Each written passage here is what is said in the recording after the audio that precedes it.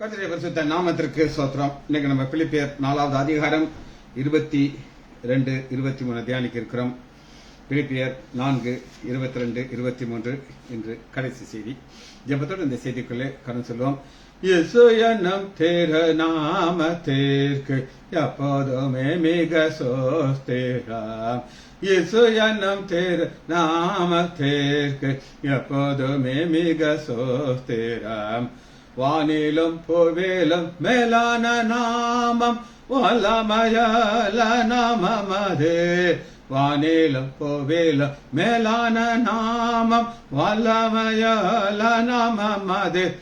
துயர் சொல்லி துதித்திடும் நாமமது. துயர் சொல்லி துதித்திடும் நாமமது. இயேசு என்னும் திரு நாமத்திற்கு எப்போதுமே மிக சோஸ்திரம். வேதாளம் பாதாளம் யாவையும் ஜெயித்த வீரமுள்ள திருநாமமது. வேதாளம் பாதாளம் யாவையும் ஜெயித்த வீரமுள்ள திருநாமமது. நாமம் வென்றிடுவோம் அந்த நாமத்திலே.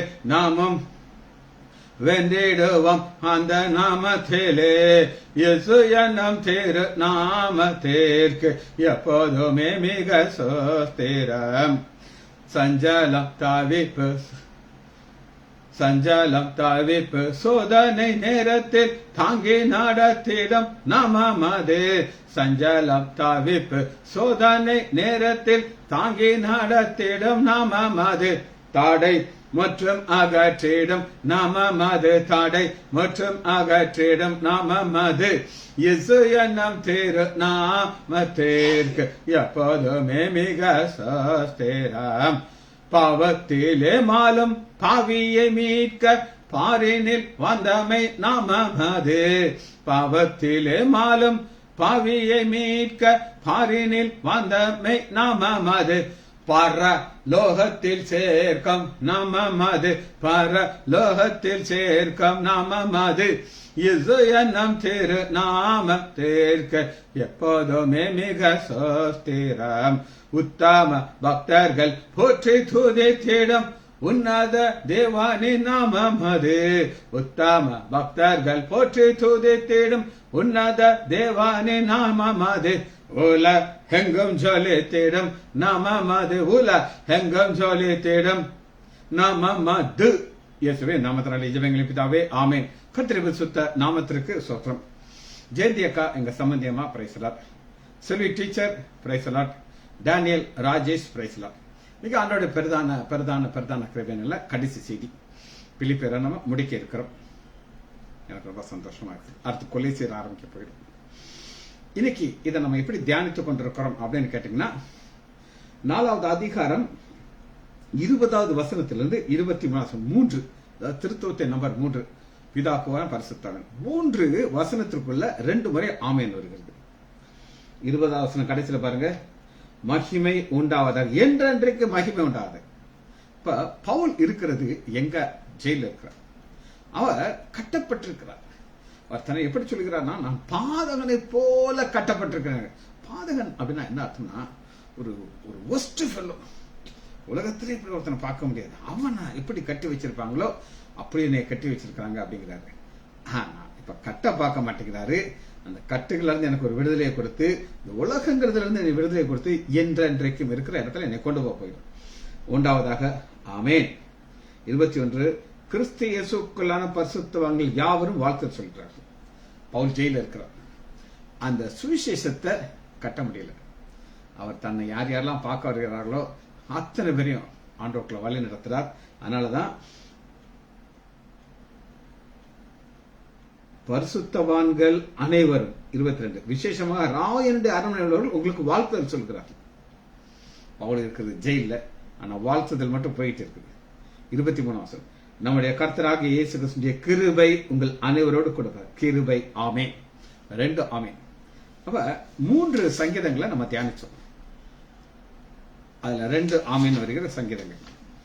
முதல்ல சங்கீதம் 89 தியானிச்சாச்சு, 72 முடிச்சாச்சு. இன்னைக்கு 41வது சங்கீதத்தை நம்ம தியானிக்க இருக்கோம். சங்கீதம் 41 இன்னைக்கு நம்ம பார்க்கிற கடைசி செய்தி. பிலிப்பியர்ல அது டபுள் ஆமேன். 41வது அதிகாரம் 13வது வசனத்துல பாருங்க, இஸ்ரவேலின் தேவனாகிய கர்த்தர் அனாதியாய் என்றென்றைக்கும் உள்ள சதா காலங்களும் சோதரிப்பார். இந்த சதா காலங்களும் அவர் சோதரிக்கப்பட இருக்கிறவர். அவரை என்ன நம்ம பார்க்க இருக்கோம். இங்க ஆண்டவருக்கு ஒரு நாமம் இருக்குது, அது அனாதி. அனாதி அப்படின்னா என்ன அர்த்தம் அப்படின்னு கேட்டீங்கன்னா, உலக தோற்றத்துக்கு முன்னாடி அவருக்கு ஒரு நாமம் கொடுக்கப்படுகிறது. அது பேர் தான் அனாதியாய் என்றென்றைக்கும் உள்ள சதா காலங்களிலும் சோதரி. சதா காலம். அப்ப நம்ம ஆண்டவருக்குள்ள வந்த உடனே நமக்கு காலங்கள்ங்கிறது மாறிடுது. நம்ம ஒரு இடத்துக்கு போக போறோம், அந்த இடத்துல காலங்கள் கிடையாது. அது எந்த இடம்னா பரலோக ராஜ்யம். சரி, இந்த காலங்கிறது எப்படி அது வருங்கிறத நான் உங்களுக்கு சொல்றேன். இப்ப நான் என் வாட்சை பார்த்துக்கிட்டு இருக்கேன். உங்களுக்கு தெரியும், நான் டயத்தை மாத்திருக்கேன். நான் அவ்வளவு லேசில டயத்தை மாற்ற மாட்டேன். என் ஆண்டவர் கொடுத்த டயத்தை மாற்ற மாட்டேன். ஆனா இப்ப காலையில எனக்கு ஸ்விம்மிங் போண்டிருக்கு. சதீஷ் என்னுடைய வாத்தியார் சார், அவர் எந்த டைம்னாலும் ஓகே சொல்லிடுவார். அந்த மத்தியான நேரம் போறது ரொம்ப கஷ்டமா இருக்குது. வெயில் மண்டையை பிளக்குது. அதாவது ஃபுல்லா வெயில் அடிச்சுட்டு இருப்பேன். காலையில 8 மணிக்கு முடிச்ச உடனே சார் வெயிட் பண்ணிட்டு இருப்பேன். ஒரே ஸ்பீட்ல போயிடுவேன். எதுக்காக இதை நான் உங்களுக்கு சொல்லுகிறேன்னா, காலம், இந்த டைம் வாட்சை பார்த்துக்கிட்டே இருப்பேன். நான் போகிற இடத்துல என்ன கிடையாதுன்னா டைம் கிடையாது. Timeless place. இப்ப இருக்கிற இடம் காணக்கூடிய உலகம். இதுல டைம் இருக்கு. ஆனா காணக்கூடாத ஒரு உலகத்துக்கு போகிறோம், அங்க டைமும் கிடையாது, ஒண்ணு கிடையாது. நம்ம நித்தியமாக ஆண்டவரோடு கூட சந்தோஷமா இருக்கும். இங்க சந்தோஷமா இருக்கோமா? எஸ் இருக்கும், இல்லைன்னு நான் சொல்லல. ஆனா அங்க நம்ம அப்ப சங்கீதம் 90வது அதிகாரம் 2வது வசனத்துல அனாதிங்கிற ஒரு நாமத்தை நம்ம பார்க்க போறோம். சங்கீதம் 90வது அதிகாரம்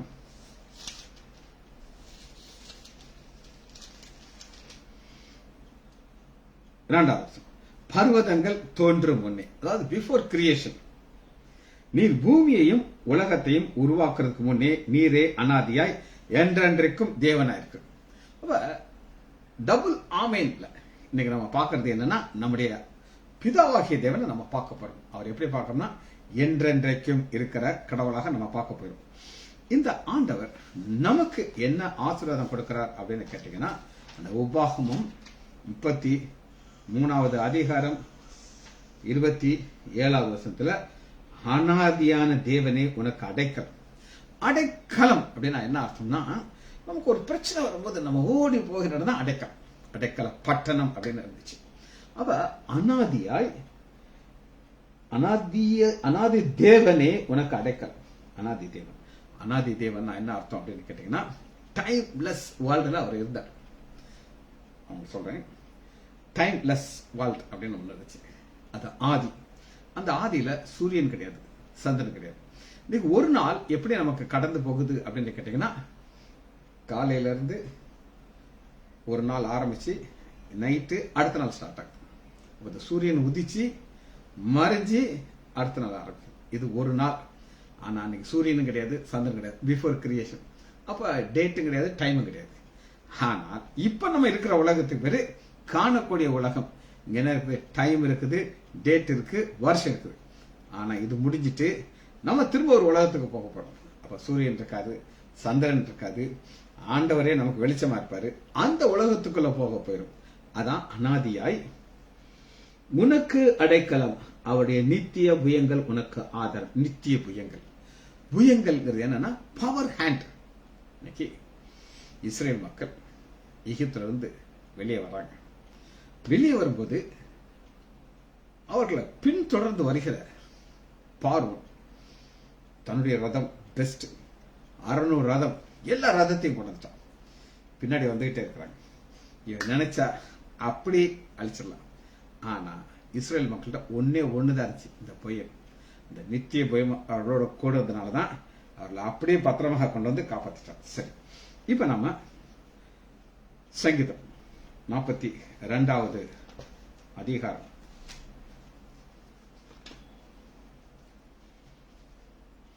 12வது வசனத்தை நம்ம பார்க்கிறோம். நீர் என் உத்தமத்திலே என்னை தாங்கி என்றென்றைக்கும் உம்முடைய சமூகத்திலே என்னை நிலை நிறுத்துவீர். டபுள் ஆமேன். இல்ல என்ன ஒன்று நம்ம எதிர்பார்க்கிறோம்னா, நம்ம ஆண்டவர்கிட்ட ஒண்ணு எதிர்பார்க்கிறோம். அது என்ன எதிர்பார்க்கணும்னா, நீர் என் உத்தமத்திலே என்னை தாங்கி. என் உத்தமம். நான் உங்களுக்கு ஒரு செய்தி சொல்லிட்டு இருக்கிறேன். கொஞ்சத்திலே உண்மையா இருக்கிறவனுக்கு அநேகத்தில் அதிபதியா வைக்கிறேன். ஒரு செய்தி சொல்லிட்டேன், ரெண்டாவது செய்தி ப்ரிப்பேர் பண்ணியாச்சு, நாளைக்கு அதை உங்களுக்கு சொல்ல போறேன். அது என்ன அப்படின்னு நீங்க கேட்டீங்கன்னா, ஆண்டவர் ஒன்று உங்கள்ட்ட எதிர்பார்க்கிறார். என்ன எதிர்பார்க்கிறார் அப்படின்னு நீங்க கேட்டீங்கன்னா, உண்மையை எதிர்பார்க்கிறார். அதைத்தான் தாவீது என்ன சொல்கிறார் அப்படின்னு கேட்டீங்கன்னா, நீர் என் உத்தமத்திலே என்னை தாங்கிறது என்னங்க, நான் சும்மா இருக்கேன், பக்கத்திலே என்னுடைய கோச் சார் கூட இருப்பார். அவர் கண்கள் எல்லாம் என் மேலதான் இருக்கும். டாக்டர் வாய்ந்தாலும் முங்கிடக்கூடாது அப்படின்ட்டு கண்ணும் கருத்துமா பார்த்துக்கிட்டே இருப்பார். அன்னைக்கு ஒரு நாள் என் கூட தான் இருக்காரு, ஆனா கண்ணு ஃபுல்லா அங்க இருக்கும், என்னையும் பார்க்கும் அங்கேயும் பார்க்கும். ஒரு பொம்பளை பிள்ளை, குட்டி பிள்ளை, அது டபக்குன்னு போயிட்டே இருக்கா. திடீர்னு உள்ள போக ஆரம்பிச்சிட்டா. மேடம் வெளியில இருக்காங்க, சாரு ஒரே சைட்ல போய் அந்த பிள்ளைய கோழியை தூக்குற மாதிரி தூக்கிட்டு வந்துட்டார். காரணம் தாங்கி. அவருடைய வேலை என்னன்னா, கண்கள் அங்கதான் இருக்கும், ஏதாவது பிரச்சனை வந்தா அவருக்கு தான் பிரச்சனை காட்டுவாங்க. ஆனா நம் ஆண்டவர் எப்படி அதை செய்கிறார் அப்படின்னு கேட்டீங்கன்னா, 31வது அதிகாரம் 14வது வசனம். சங்கீதம் 31:14. நானோ கர்த்தாவே உமை நம்பி இருக்கிறேன். அவர் யாரை காப்பாற்றுவார் அப்படின்னு நம்பி இருக்கிறவர். நான் சொன்ன சொன்ன அந்த ஒரு குழந்தை, குட்டி பாப்பா உள்ள முங்கிச்சு, அதுக்கு எங்க சாருக்கு சம்பந்தமே கிடையாது. ஆனா ஆண்டவர் என்ன செய்யறாரு அப்படின்னு கேட்டீங்கன்னா, நம்புற ஒரு கூட்டத்தார பாக்குறாரு. அந்த நம்புற கூட்டத்தார் தான் பரலோகத்துக்கு கொண்டு போவார். நானும் கர்த்தாவே உமை நம்பி இருக்கிறேன், நீரே என் தேவன் என்று சொல்லி. அது 5, என் காலங்கள் உங்களுடைய கரத்தில் இருக்குது. என்னுடைய காலங்கள், இப்ப எனக்கு பைபாஸ் சர்ஜரி பண்ணி இந்த ஜூன் 10ஆம் தேதி வந்துச்சுன்னா 10 வருஷம் முடிய போகுது. அப்ப இந்த 10 வருஷமாக ஆண்டவர் விசேஷமா என்னை பாதுகாக்கிறார். எப்படி பாதுகாக்கிறான்னா, அந்த வயதுக்குரிய பலவீனத்தை இந்த சர்ஜரி பண்ணியாச்சுன்னா என்னெல்லாம் ரெஸ்ட் எடுக்கணும் அதெல்லாம் எதுவுமே தேவையில்லைன்றார். நாங்க சர்ஜரி முடிச்சாச்சு. 1 year கழிச்சு எனக்கு சர்ஜரி பண்ண டாக்டர் பாஷி பார்க்க போனோம். என் மனைவி கூட இருக்கா. அவர் என்ன சொன்னார்னா, எல்லாம் செக் பண்ணி பார்த்தாரு, பர்ஃபெக்டா இருக்கு. நீங்க சர்ஜரிக்கு முன்னாடி நீங்க என்னெல்லாம் பண்ணீங்களோ யூ கொண்டு anything, eat anything, two anything, nothing disturb you அப்படின்ட்டார். அப்ப இங்க நம்ம பாக்குறது, என் காலங்கள் உங்களுடைய கரத்தில் இருக்குது. அந்த கரத்தில் இருக்கிற அவர் யார் அப்படின்னா, அநாதி தேவன், அவருடைய கரத்துல தான் இருக்குது. சரி, இன்னைக்கு ஆண்டவர் எத்தனையோ பலன்கள் நமக்கு இருக்கலாம். தாவீது சொல்றாரு, ரதங்கள் அல்ல, குதிரையின் பலன் அல்ல. ஆண்டவர் எதை குறித்து பிரியமா இருக்கிறார் அப்படின்னு கேட்டாங்கன்னா, ரதம் குதிரை கிடையாது. சங்கீதம் 18வது அதிகாரம் 19வது வசனம். 18, அவர் விசாலமான இடத்திலே என்னை கொண்டு வந்து. விசாலமான இடம். இஸ்ரேல் மக்கள் ஒரு நேரோல இருந்தாங்க. அது என்ன அப்படின்னு கேட்டீங்கன்னா, அடிமைத்தனம். ஆனா விசாலமான இடமாக்கிய பாலும் தேனும் மூடுகிற தேசத்துக்கு கொண்டாட்டாங்க. ஆனா நம்ம இப்ப இருக்கிறது கஷ்டத்தின் நேரம். ஒவ்வொருத்தருக்கும் ஒரு பிரச்சனைகள் இருக்கும். நீங்க இல்லைன்னு சொல்லுங்க, எனக்கு வேற பிரச்சனை, உங்களுக்கு வேற பிரச்சனை. ஆனா அதெல்லாம் முடிச்சு விசாலமான இடத்துல என்னை கொண்டு வந்து என் மேல் பிரியமா இருந்தபடினாலே என்னை தப்பித்து. பிரியம். இன்னைக்கு ஆண்டவர் நம்ம மேல பிரியமா இருக்கணும். நான் ரொம்ப பர்டிகுலரா இருப்பேன். டைமிங், அந்த டைமிங்கை மாத்திரத்தில் ரொம்ப யோசிச்சேன். ஆனாலும் இது எனக்கு கன்வீனியன்டா இருந்துச்சு. ஏன்னா 8 மணிக்கு நான் போயிடணும். பிரியம். ஆண்டவர் எப்ப நம்ம மேல பிரியமா இருப்பார் அப்படின்னு கேட்டீங்கன்னா, வாசிப்போமா, என்னை தப்பு வித்தார். கர்த்தர் என் நீதிக்கு தக்கதாக எனக்கு பதிலளித்தார். என் கைக்கு சுத்தாக சரி கட்டினார். இது என்ன அப்படின்னு கேட்டீங்கன்னா, பாருங்க 16, உயரத்திலிருந்து அவர் கையை நீட்டி என்னை பிடித்து ஜலப்பிரவாதத்தை என்னை தூக்கி விட்டார். ஜலப்பிரவாதம் என்னென்ன பிரச்சனை உங்களுக்கு இருக்கோ அதுல இருந்து ஆண்டவர் ஒரு ஜெயத்தை கொடுப்பார். சரி, 11வது வசனத்தை நம்ம வாசிக்கிறோம். சங்கீதம் 41:11, என் சத்துரு என் மேல் ஜெயம் கொள்ளாததினாலே நீர் என் மேல் பிரியமா இருக்கு. பிரியமா இருக்கிறேன்னு சொல்லி எப்படி நீங்க புரிந்து கொள்ள முடியும் அப்படின்னு நீங்க கேட்டீங்கன்னா, சத்ரு உங்களை அப்படியே டபக்குன்னு கந்துட்டு போயிடக்கூடாது. சத்ரு நோக்கம் என்ன அப்படின்னு கேட்டீங்கன்னா, எவனை விழுங்கலாமோ என்று வகையை தேடி சுத்தி தெரிவான். ஆனா ஆண்டவர் அவருக்கு யார் பிரியமா இருக்கார்களோ அவர்களை பாதுகாப்பார். சரி, இதை நீங்க புரிந்து கொள்வதற்கு நான் உங்களுக்கு ஒரு சம்பவத்தை காட்டுகிறேன். தானியேல் எடுத்துக்கொள்ளுமா? தானியேல் 6வது அதிகாரம் 4வது வசனம். தானியேல் 6:4, உத்தமத்திலே. இப்ப தானியேல் பயங்கர டாப் பொசிஷன்ல இருக்கிறார். என்ன பொசிஷன்ல இருக்காரு அப்படின்னு நீங்க கேட்டீங்கன்னா, 6வது அதிகாரம் ராஜா டாப்ல வச்சுட்டார் பாருங்க. 3வது வசனம் 6:3. தானியேலுக்குள் விசேஷ தாவி இருந்ததுனாலே அவனை ராஜ்யம் முழுமைக்கும் அதிகாரிகளை ஏற்படுத்த ராஜா நினைச்ச உடனே பிரச்சனை வந்துருச்சு.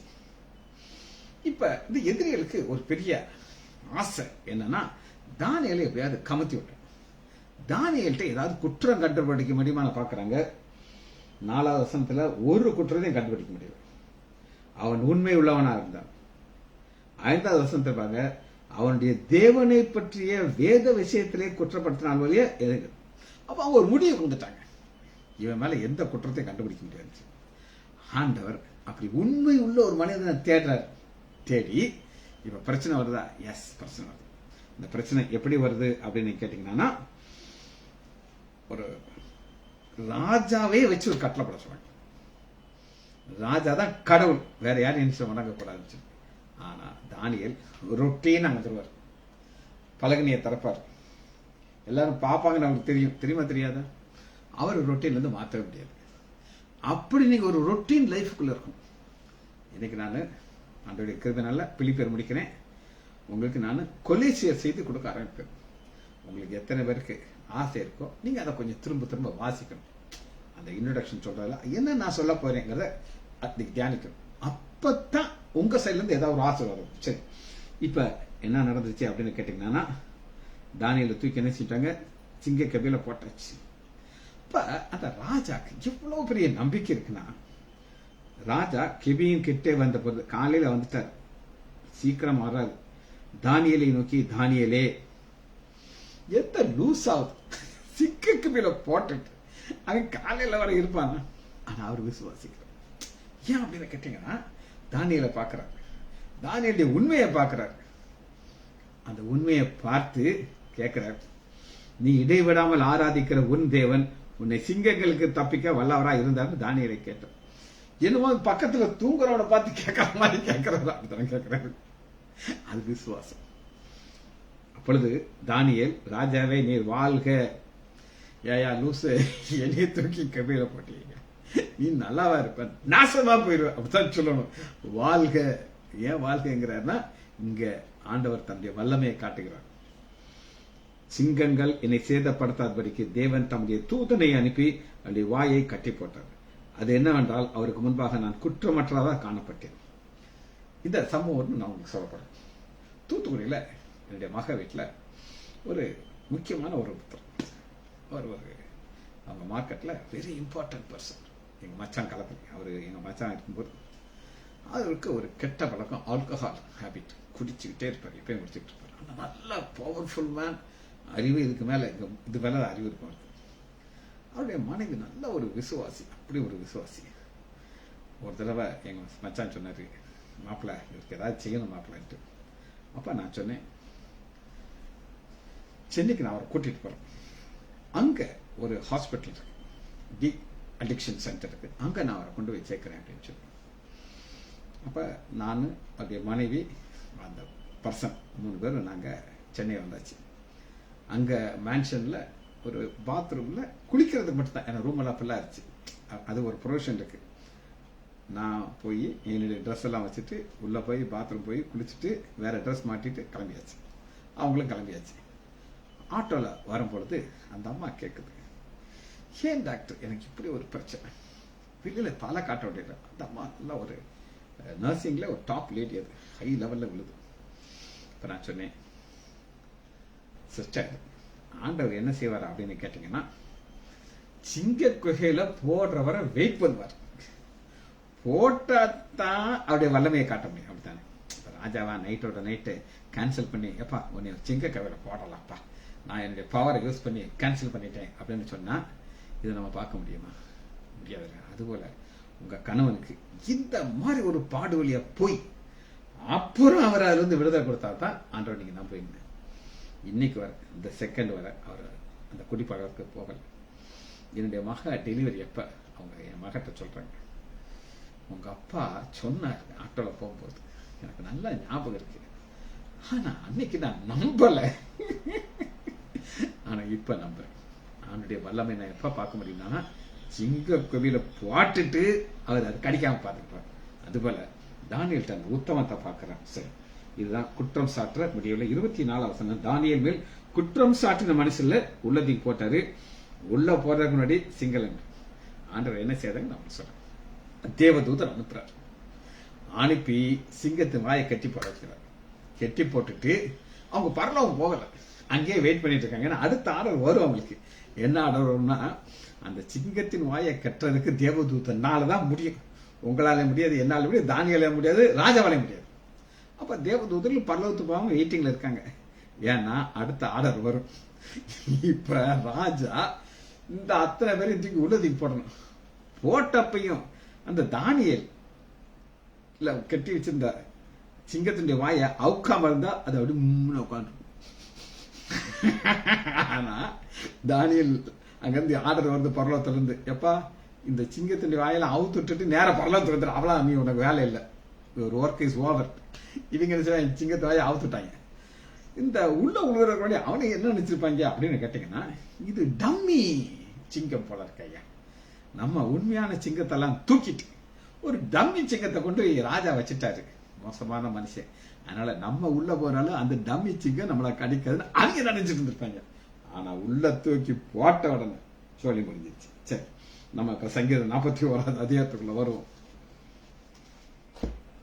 சங்கீதம் 41 அதிகாரம் 10வது வசனம்.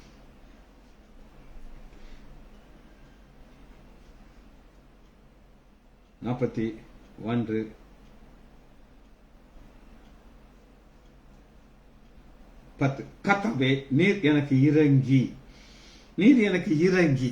இந்த விஷயத்துல நம்ம ஆண்டோட இறக்கத்திற்காக காத்துட்டு இருக்கோம். எதுக்குமே தகுதி கிடையாது, வேதத்தை தொட தகுதி கிடையாது, டபுள் ஆமையில சொல்றது தகுதி கிடையாது. ஆனாலும் ஆண்டோடைய இரக்கம் எப்படி நமக்கு கிடைக்கணும் அப்படின்னு கேட்டீங்கன்னா, இந்த இரக்கத்திற்கு விளக்கத்தை நம்ம பார்க்க போயிடும். 41வது அதிகாரம் 1 வசனத்துல, சிறுமைப்பட்டவன் மேல் சிந்தை வைத்துக்கிறது பாக்கியவான், தீங்கு நாளிலே கர்த்தர் அவனை விடுவிப்பார். சிறுமைப்பட்டவன் மேல் சிந்தை. உங்க சிந்தை எங்க இருக்கும்னா கோடீஸ்வரி மேல இருக்கக்கூடாது. சரி, கர்த்தர் அவனை பாதுகாத்து அவனை உயிரோடு வைப்பார். பூமியிலே அவன் பாக்கியவான் வைப்பான். அவன் சத்துருக்கள் இஷ்டத்திற்கு அவனை ஒப்புக்கொடு. சத்ரு என்ன நினைப்பான்னா, இவனையும் எல்லாரையும் நினைச்சேன் அழிச்சிடும் சொல்லி.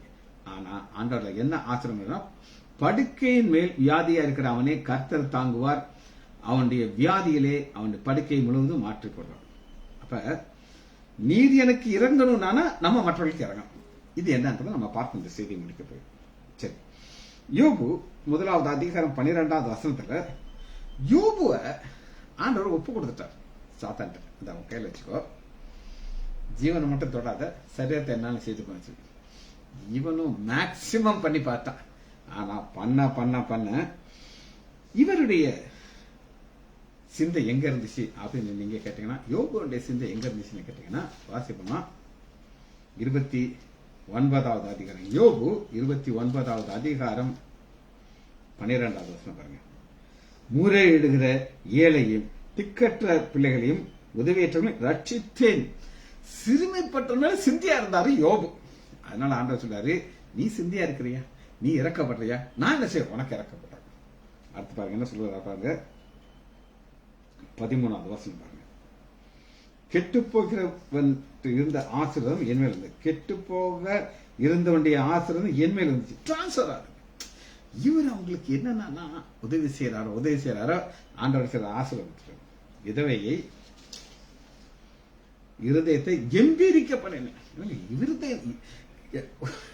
கம்பீரிக்கப்படுறது என்னங்க, அந்த விதவையை நினைக்காத ஆசீர்வாதத்தை கொடுக்கிறார் அள்ளி. அந்த அம்மா ஒரே சந்தோஷம், ஏசப்பா சோத்திரம், யோபு எங்களுக்கு ஒரு தலைவராக கொடுத்தீங்க, அதுக்காக சோத்திரம். இது ஆசீர்வாதம் டிரான்ஸ்பர் ஆகும். சரி, இப்ப படுக்கையை மாற்றி போடுறதுனா என்னென்ன பார்த்து இந்த செய்தியை முடிக்க போயிடும். படுக்கையை மாற்றப்படுறது எனது நோயின் படுக்கையை வாசிப்போமா. பிலிப்பியர் 2வது அதிகாரம் 26வது வசனம். எப்பாப்ராத்து அவன் உங்கள் எல்லோரும் மேலும் வாஞ்சலும் தான் வியாதிப்பட்டதை நீங்கள் கேள்விப்பட்டதுனால மிகவும். அப்ப எப்பாப்ராத்துக்கு ஒரு நோய் வந்துருச்சு. அந்த நோய் வந்தனால அது எப்படி அஃபெக்ட் பண்ணிச்சு அப்படின்னு கேட்டீங்கன்னா 27 பிலிப்பியர் 2:27 அவன் வியாதிப்பட்டு மரணத்துக்கு சமயமா இருந்தது மெய்தான், ஆகிலும் தேவன் அவனுக்கு இறங்கினார். அவனுக்கு இறங்கினதுனால துக்கத்தின் மேல் துக்கம் எனக்கு இறங்கினார்.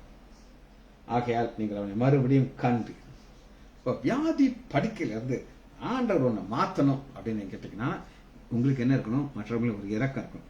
அந்த மன்னா இறக்கம் இருந்தா தான் முடியும். சரி, அடுத்து இதுல என்ன ஒரே ஒரு காரியத்தை பார்த்து இந்த செய்தி நம்ம முடிக்க போகிறோம். சங்கீதம் 41வது அதிகாரம் 3வது வசனம், 4வது வசனம். கர்த்தாவே என் மேல் இரக்கமாயிரும், உமக்கு விரோதமாக பாவம் செய்தேன், என் ஆத்துமாவை குணமாக்கும் என்று சொன்னேன். வியாதி படுக்கை சரீரம், ஆத்மா.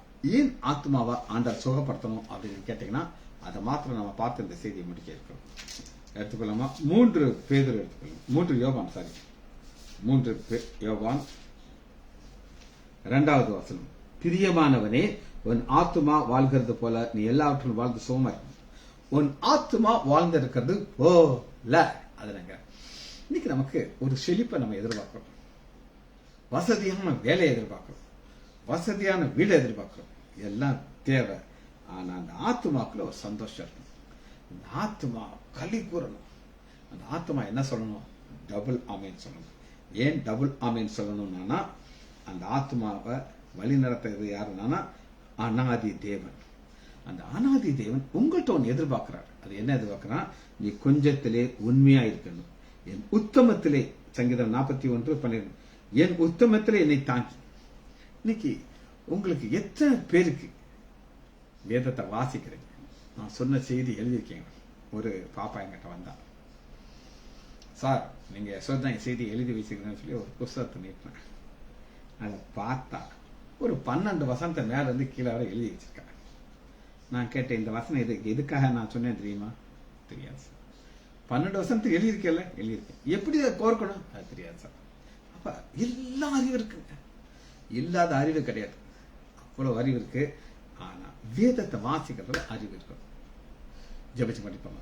மகா இரக்கமும் கிருபையுமுள்ள பிதாவே, உம்மை துதிக்கிறோம் ஐயா. பிலிப்பியர் இன்று முடிக்க நீர் பாராட்டின நன்மைக்காக நன்றி ராஜா. டபுள் ஆமேன் என்கிற ஒரு ஆழமான சத்தியத்தை தூய ஆவியானவர் வைத்திருக்கிறீர் ஐயா. என்றென்றைக்கும் அனாதி தேவன் எங்களோட கூட இருந்து எங்களை தாங்குகிறீர். சத்தியத்தின்படி எங்களை ஆசீர்வதிக்கிறதுக்கு நன்றி. பிள்ளைகள் ஒவ்வொருவரையும் என் ஆண்டவராகிய இயேசு கிறிஸ்துவின் நாமத்தினாலே ஆசீர்வதிக்கிறேன். இயேசுவின் நாமத்தினாலே ஜெபங்களை பிதாவே. ஆமேன், ஆமேன், ஆமேன்.